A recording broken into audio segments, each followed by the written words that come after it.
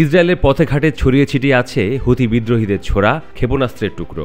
আঘাতে ক্ষতবিক্ষত হওয়া কিছু স্থাপনা চিত্রও পরিষ্কার। সেসব পরীক্ষা করতে ব্যস্ত ইসরায়েলি গোয়েন্দা থেকে অস্ত্র বিশেষজ্ঞরা।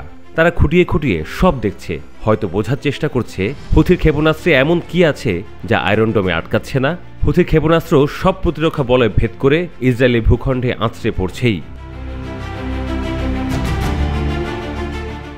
ধ্বংসের দাগ এঁকে দেওয়া হুথির ক্ষেপণাস্ত্রগুলোই এখন ইসরায়েলের বাসিন্দাদের জন্য মূর্তমান আতঙ্ক। তারা এখন ঘর থেকে বের হতেও ভয় পান, ঘুমের মধ্যেও তাদের সতর্ক থাকতে হয়, সবসময় রাখতে হয় বাংকারে আশ্রয় নেওয়ার প্রস্তুতি। কারণ এখন যখন তখন ইসরায়েল জুড়ে ক্ষেপণাস্ত্র সতর্ক বার্তা বেজে ওঠে, আর এই পাগলা শব্দ শুনলে ঘরে থাকার উপায় নেই, ছুটতে হবে বাংকারে। বর্তমানে ইসরায়েলের প্রধানতম বিমানবন্দর বেন গুরিয়নকে হামলার লক্ষ্যবস্তু করছে হুথি। ইয়েমেনের সশস্ত্র গোষ্ঠীটি বলছে তারা ইসরায়েলের আকাশ প্রতিরক্ষা ব্যবস্থা ও বিমান চলাচল সিস্টেমকে ভেঙে চুরে তছনছ করে দেবে।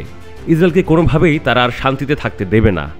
ঘোষণা মতো হুথি কাজও করছে, একের পর এক ক্ষেপণাস্ত্র ছুড়ছে ইসরায়েলকে লক্ষ্য করে। হুথির দাবি এই ক্ষেপণাস্ত্র হামলাগুলো সফলও হচ্ছে।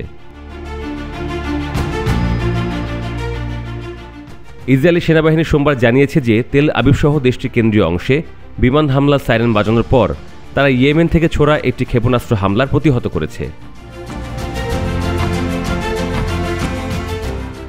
গত মঙ্গলবার গাজায় ইসরায়েল ফের বোমা হামলা শুরু করার পর এটি ষষ্ঠবারের ঘটনা।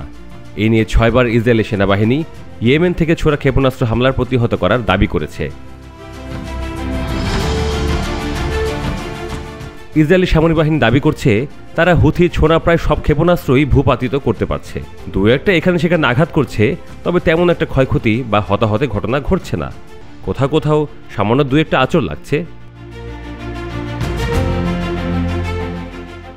কিন্তু ইসরায়েলি গণমাধ্যম বলছে ভিন্ন কথা। তাদের প্রতিবেদনগুলোতে ক্ষয়ক্ষতির খণ্ড খণ্ড চিত্র ফুটে উঠছে। আতঙ্কিত মানুষকে হন্য হয়ে পালাতে দেখা যাচ্ছে, শোনা যাচ্ছে চিৎকার কিংবা চেঁচামেচি। এমনকি এই বিপদে ঠেলে দেওয়ার জন্য ইসরায়েল জুড়ে নেতানিয়াহুর বিরুদ্ধে বিক্ষোভ হচ্ছে। তারা চাইছেন এই হামলা বন্ধ হোক, নেতানিয়াহু কার্যকর ব্যবস্থা নিক। হুথি বিদ্রোহীরা ঘোষণা করেছে গাজায় ইসরায়েলের আগ্রাসন বন্ধ না হওয়া পর্যন্ত তাদের এই আক্রমণ চলবে। তারা ফিলিস্তিনবাসীকে একা রেখে যাবে না। এছাড়াও মধ্যপ্রাচ্যে মার্কিন আগ্রাসনের লাগাম টানতে চায় হুথি।